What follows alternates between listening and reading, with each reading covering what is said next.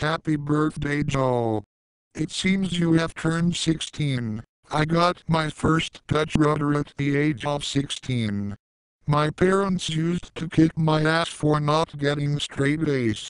Whenever I masturbate I think of the circus, because there are so many hot animals there. It gives me a rock hard boner. Oh yeah, did I forget to mention that your nickname, Hollow, is what my parents say to me when I am in my underwear. They are trying to intimidate me, but I am stronger than that. They've moved in. My parents would always shove a stick of butter down my asshole and scream, "Born in the USA, I was born in the USA, I was born in the USA, born in the USA."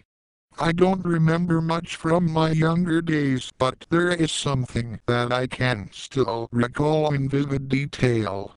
When I was younger, I hated to eat vegetables. My mother never forced me and felt that one day I would learn it to eat them on my own. She was right. I love vegetables now. Anyway, back in kindergarten, I used to hide my vegetables in my empty milk carton.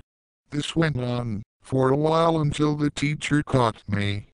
Boy, was I in trouble. She scolded me and made me stand in front of the class holding my lunch tray. Once it was nap time, she sat me at her desk, emptied out the carton, and insisted that I eat the coleslaw. Yuck. Of course, I refused and told her that, if I did, I would get sick. She said it was all in my head. I still refused. Finally, she forced me to eat them by feeding me herself. Guess what happened? Yup, I got sick all over her desk. Ha! Serves her right. However, when I looked up, I saw the whole class watching me. I could have died. She was so mad that she took me to the principal's office to call my mother. I didn't care. I already knew what my mom would say. When the teacher got her on the phone, to her surprise, my mom started scolding her. "You do not make my child eat something she doesn't want to eat," she said. Go Mom. That was the last time I was ever forced to eat my vegetables. When I was 11, my father one night started to pay attention to me, was just playing around, chatting with me, tickling me, then asked if I enjoyed him giving me attention. For an 11-year-old who hardly got any attention from either parents, the answer was definitely yes. So my dad then promised me from now on he will spend more time with me and give me more attention as long as I promised not to say anything to anyone else. Found this a bit weird, but if it meant get attention I promised.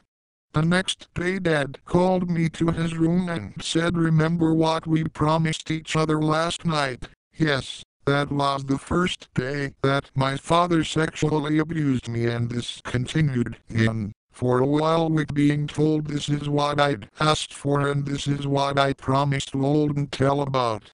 One day I broke down crying and got all freaked out. So Dad said I was obviously too young for this attention and it would stop until I was older enough to handle it, and that I had to promise that he was allowed to play with my boobs when they come in. So I got left alone for a while, but when I was 14 over 15 Dad reminded me I'd promised he can play with my boobs when they came in, and that was now, so the abuse happened daily after that. What made it worse was not long after my parents split up and my mom went off on her own and we were left to live with my dad. All during the abuse I was told my mother didn't love me, never wanted me in the first place, and that if I ever told anyone they would all think I was lying and it would be found to be my fault. As it was my fault it was happening, it was what I'd asked him to do. After a while Dad got himself a girlfriend, so was extremely happy, as thought maybe now he'd be left alone, especially since she had a young baby and didn't work, so was home all the time. But he still managed to make sure got the occasionally hand in place. As he walked past in rooms of the house, if bumped into each other in a room that no one else was in. At 17 I moved out of home and into a flat with my new stepmom's sister, thinking hooray, I am finally free. But one afternoon there was a knock at the door. It was Dad in his own without his new wife, and unfortunately at the time my flatmate, his sister-in-law, was not home. So he tried it on again. This time I tried to fight him off and stopped crying and screaming at him at the same time. This made him stop and he promised won't do it anymore.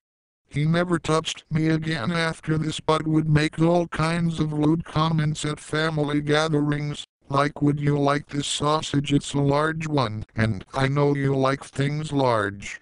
One night, while drunk, I finally broke down and told my boyfriend at the time what had happened to me. He felt sorry for me at the time but never spoke of it again and went on speaking to my dad, as if nothing had been said, so I left it at that. My first child, my son, was his, and one day, when having problems with him, he said, if we ever have to go to court of custody, I am telling the court what your father did to you. So after that, never told my secret again. Met and married a wonderful man, and we have a wonderful girl together, but after a while depression started to seep in. I felt like it was putting myself in a shell and holding my family at arm's length. My son, now a lot older, reached my breasts as I hugged him, and I couldn't stand hugging him because it felt too weird to me. After a while I realized I needed to do something, as I was hurting the ones I love, so went to doctors and went to counselors. I finally spoke to my sister what had happened. She believed me and was so upset for me, but at first said nothing happened to her. But 6 months later finally came out and said he had done it to her too. We both went on to speak to our husbands about it, and hers went rushing off to the police. We both followed suit and told the police. We also wrote to our stepmom letting her know what has happened, but she spoke with him and he admitted to some of it but blamed us both for some and said we are lying about others, so she is sticking by him. The police have charged him, but we are waiting for results.